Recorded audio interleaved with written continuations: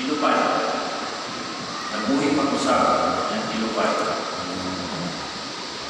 Tunay mga bata namatay, ang ibuhing pag-usap ni San Nicolas.